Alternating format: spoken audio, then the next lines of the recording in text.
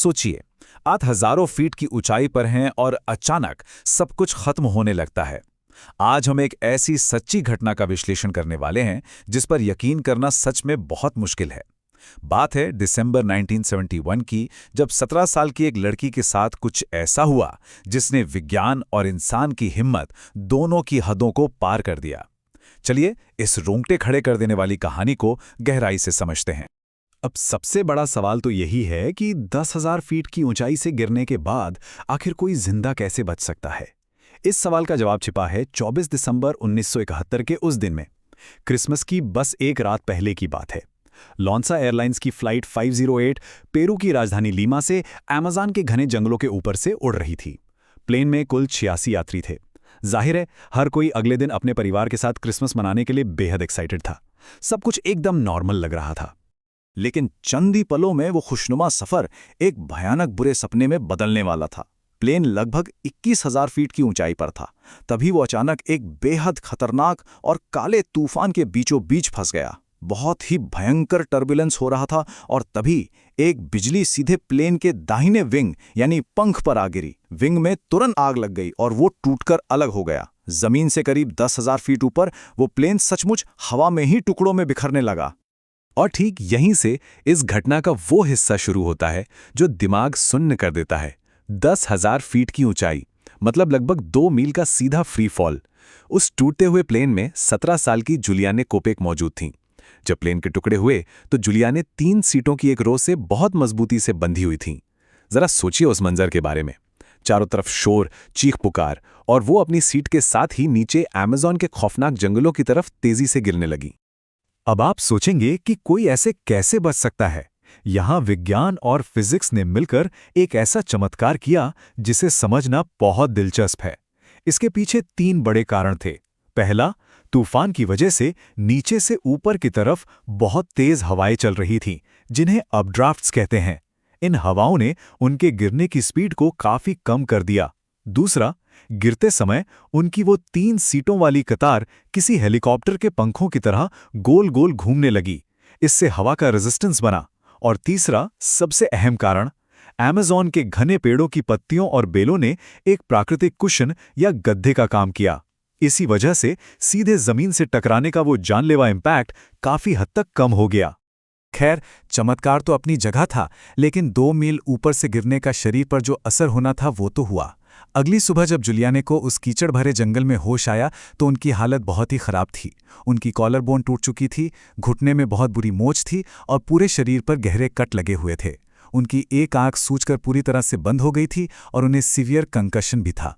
और हाँ, इस पूरे हादसे में उनका नजरों का चश्मा और एक पैर का सैंडल भी कहीं खो चुका था। अब जरा इस सिचुएशन की गहराई को समझिए। अमेज़न का वो बेहद घना और डरावना जंगल, और वो वहां बिल्कुल अकेली। उन्हें साफ सुनाई दे रहा था कि उनके ऊपर रेस्क्यू हेलीकॉप्टर्स उड़ रहे हैं, लेकिन जंगल के पेड़ इतने ज्यादा घने थे कि आसमान से किसी के लिए भी उन्हें देख पाना बिल्कुल नामुमकिन था। उन्हें यह बात समझ आ गई थी कि बचाव दल उन्हें किसी भी हाल में नहीं ढूंढ पाएगा। ऐसे में जो सबसे अहम चीज उनके काम आई वो थी उनके पिता की दी हुई एक बहुत ही खास सीख।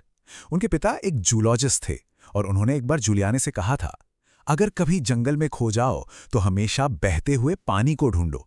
उनके पिता ने समझाया था कि पानी की एक छोटी धारा आगे चलकर किसी बड़ी नदी में मिलती है और नदी के किनारे चलते रहने से कभी ना कभी इंसानी बस्तियां मिल ही जाती हैं। सर्वाइवल के इस एक ज्ञान ने उन्हें बहुत ही सॉलिड और प्रैक्टिकल रणनीति दी। बस इसी बात को गांठ बांधकर जुलियाने ने पानी की आवाज का पीछा करना शुरू कर दिया। ये कोई मामूली सफर नहीं था। उन्होंने दूर से आती पानी टपकने की आवाज को फॉलो किया और आखिरकार एक छोटी सी धारा तक पहुंच गईं। खाने के नाम पर उनके पास क्या था? सिर्फ 30 कैंडीज जो उन्हें प्लेन के मलबे के पास मिली थीं। हर दिन वो खुद को बस उन्हीं गिनी चुनी कैंडीज के सहारे जिंदा रख रही थीं। जैसे जैसे दिन गुजर रहे थे, समय उनका सबसे बड़ा दुश्मन बनता जा रहा था। पहले दिन उस कीचड़ में जागने के बाद से उनका संघर्ष लगातार बढ़ता ही गया। बहुत तेज बारिश, दलदल जैसी जमीन और खाने की भयानक कमी। ऊपर से रास्ते में दुनिया की सबसे बड़ी मकड़ी गोलियात बॉर्डेटर जैसे खतरनाक जीवों से सामना। हर गुजरते दिन के साथ उनका शरीर कमजोर पड़ता जा रहा था, लेकिन उनका दिमाग लगातार उन्हें एक ही दिशा में पुश कर रहा था कि पानी के साथ बस आगे बढ़ते रहना है। इसी भयानक सफर के चौथे दिन उनके सामने एक ऐसा मंजर आया जिसने उन्हें अंदर तक हिलाकर रख दिया। उन्हें झाड़ियों में प्लेन की सीटों की एक पूरी कतार मिली। उसमें 3 यात्री अभी भी बंधे हुए थे। वो सिर के बल इतनी तेजी से गिरे थे कि उनके सिर जमीन के अंदर धंस चुके थे। जूलियाने की तो जैसे सांसें ही अटक गईं। उनके मन में यह खौफ बैठ गया कि कहीं उनमें से एक उनकी माँ तो नहीं। लेकिन जब उन्होंने हिम्मत करके ध्यान से देखा तो एक महिला के नाखूनों पर नेल पॉलिश लगी थी, और जूलियाने की माँ कभी नेल पॉलिश नहीं लगाती थी। उस पल की वो खौफनाक राहत, उसे शायद शब्दों में कभी नहीं समझाया जा सकता। खैर, सफर चलता रहा। छठे दिन एक बहुत ही अहम मोड़ आया। उन्हें एक हुज्जिन पक्षी की आवाज सुनाई दी।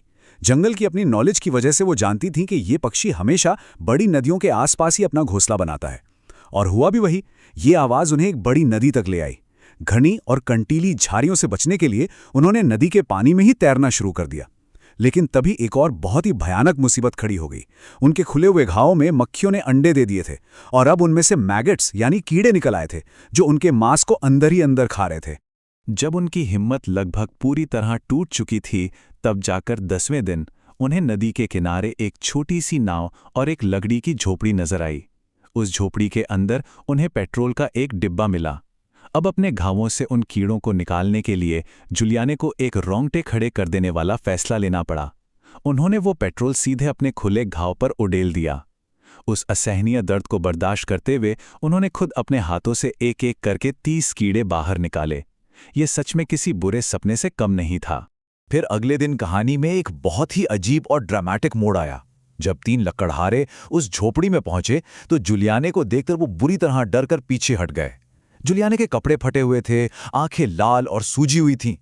उन लकड़हारों को लगा कि ये कोई इंसान नहीं बल्कि याकूब मामा है। अब ये याकूब मामा क्या है? दरअसल ये अमेज़न की एक पौराणिक जल देवी या आत्मा मानी जाती है, जिसे अक्सर एक विशाल एनाकोंडा से जोड़ा जाता है। उन लोगों को सच में ऐसा लगा कि उनके सामने जंगल की कोई खौफनाक आत्मा खड़ी है। उस पल जूलियाने ने अपनी बची खुची सारी ताकत इकट्ठा की और स्पेनिश में कहा, मैं लांसा विमान दुर्घटना में बची हुई लड़की हूं। मेरा नाम जूलियाने है। ये सुनते ही वो लकड़हारे हैरान रह गए। उन्होंने बिना कोई वक्त बर्बाद किए तुरंत उसकी मदद की और उसे मेडिकल ट्रीटमेंट के लिए ले गए। लेकिन यहीं पर जूलियाने को एक ऐसी सच्चाई का पता चला जिसने उनका दिल तोड़ दिया। वो उस पूरे हादसे में बचने वाली इकलौती इंसान थी। उनकी माँ अब इस दुनिया में नहीं रही थी। इस पूरी घटना का सबसे दुखद पहलू एक नंबर में छिपा है, और वो नंबर है 14। बाद में जब जांच करने वाली टीमों ने क्रैश साइट का मुआयना किया तो एक बहुत ही चौंकाने वाली बात सामने आई। पता चला कि जूलियाने के अलावा 14 और लोग ऐसे थे जो 10,000 फीट से गिरने के बाद भी जिंदा बच गए थे। जी हां, लेकिन वे अपने जगह पर ही बैठे रहे, बस एक रेस्क्यू टीम का इंतजार करते रहे जो कभी आई ही नहीं, और आखिरकार वहीं मारे गए। इस घटना से सर्वाइवल का एक बहुत बड़ा सबक मिलता है। एक तरफ वो लोग थे जिन्होंने सिर्फ बचाव का इंतजार किया, और दूसरी तरफ जूलियाने थीं जिन्होंने अपना रास्ता खुद बनाने का फैसला किया। उनके माता पिता ने उन्हें अमेज़न के जंगल के बारे में जो जानकारी दी थी और किसी भी हाल में रुकना नहीं है, ये जो उनका संकल्प था, उसी ने उनकी जान बचाई। मुश्किल वक्त में सही जानकारी और सही फैसले लेने की ताकत का इससे बड़ा उदाहरण शायद ही कोई और हो। इस खौफनाक हादसे से बचने के बाद जूलियाने उस अमेज़न के जंगल से तो बाहर आ गईं, लेकिन उनकी जिंदगी हमेशा के लिए बदल गई। सर्वाइवर गिल्ट और उस भयानक दर्द को उन्होंने अपनी कमजोरी नहीं बल्कि अपनी ताकत बनाया। आगे चलकर वो खुद एक मशहूर जूलॉजिस्ट बनी, और उन्होंने अपनी पूरी जिंदगी उसी अमेज़न के जंगल और वहां के जीवों को बचाने में लगा दी। उसी जंगल को जिसने कभी उनका सबसे कड़ा इम्तिहान लिया था। तो सोचने वाली बात यह है कि जब सब कुछ छिन जाए, मौत बिल्कुल सामने खड़ी हो, तो इंसान के अंदर की वो कौन सी ताकत है जो उसे हार मानने के बजाय एक और कदम आगे बढ़ाने के लिए प्रेरित करती है? जूलियाने कोपेक की ये कहानी चीख चीख कर कहती है कि बिल्कुल असंभव लगने वाले हालातों में भी प्रैक्टिकल नॉलेज और कभी हार ना मानने का जज्बा किसी को भी जिंदा रख सकता है। ये एक ऐसा सवाल है जो सच में सोचने पर मजबूर कर देता है। इस विश्लेषण के साथ जुड़े रहने के लिए आपका बहुत बहुत शुक्रिया।